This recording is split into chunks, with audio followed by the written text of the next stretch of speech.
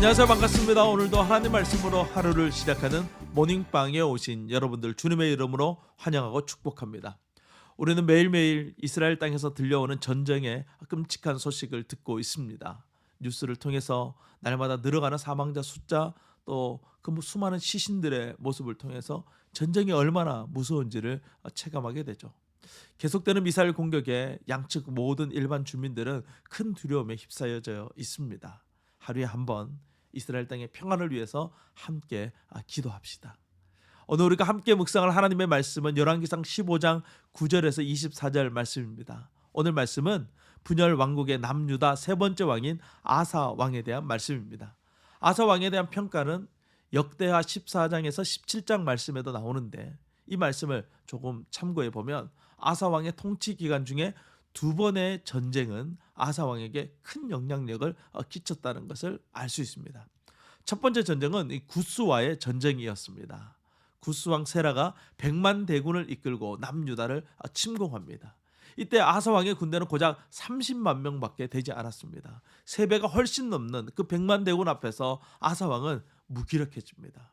이때 아사 왕은 무엇을 선택할 것인가 고민하던 중에 하나님을 선택합니다. 하나님께 기도했습니다. 하나님을 의지했습니다. 그 결과 하나님은 아사 왕에게 승리를 허락해 주셨습니다.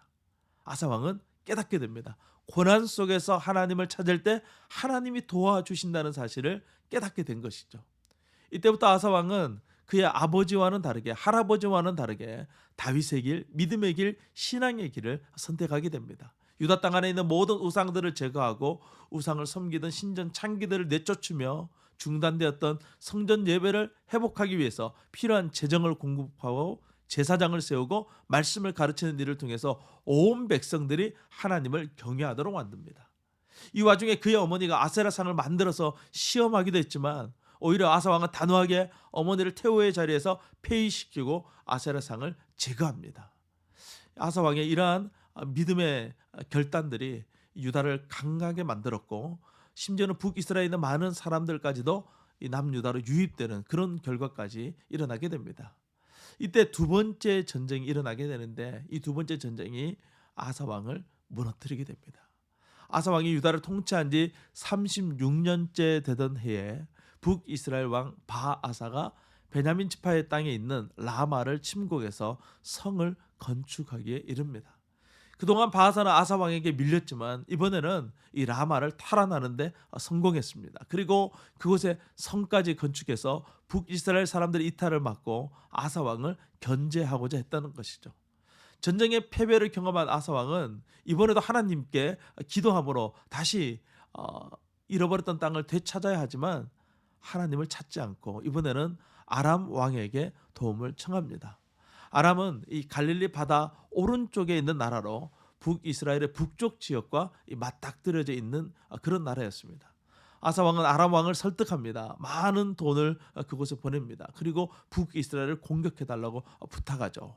20절 말씀에 보면 긴네렛 온 땅과 납달리 온 땅이라고 나오는데, 이 긴네렛은 이 북이스라엘의 북쪽 지역, 바로 이 갈릴리를 말하는 다른 표현이에요. 아람이 이스라엘 북쪽 지역을 공격함으로 이 바하사 왕은 더 이상 라마성을 건축하지 못하고 중단하고 뒤로 물러가게 됩니다. 전쟁에서는 승리했습니다. 그러나 아사 왕의 신앙은 예전 같지 못해집니다. 다시 유다 땅에 우상의 제단이 세워지고 아사 왕은 발에 병이 들어 죽어가는 순간에도 하나님을 찾지 않고 결국 최후를 맞이하게 됩니다. 전쟁은 우리 인생에 찾아오는 여러 가지 어려움을 대신 말해주는 것이죠. 하나님께서 우리를 도와주실 때는 하나님을 찬양하고 하나님을 예배하고 하나님께 영광을 돌리다가도 하나님이 나의 뜻대로 움직이지 않고 내 문제가 해결되지 않으면 금세 돌아서는 이러한 아사 왕의 모습을 통해서 우리는 어떤 믿음을 가져야 되는지를 고민하게 됩니다. 고난은 우리로 하나님을 의지하도록 하는 하나님의 놀라운 축복의 통로라는 것을 잊지 말아야 됩니다. 때때로 그 고난이 내 뜻대로 또 내가 원하는 방향과 내가 원하는 시간에 해결되지 않을 때도 있지만 우리는 그 순간에도 끝까지 하나님을 의지해야만 하는 것이죠. 예수님은 세상 끝날에는 전쟁이 끊이지 않을 것이라고 말씀하셨습니다. 이 마지막 때에 흔들리지 않는 믿음으로 주님을 끝까지 의지하는 우리 모두가 될 수 있기를 간절히 소망합니다. 오늘도 주님과 함께 승리하세요. 샬롬.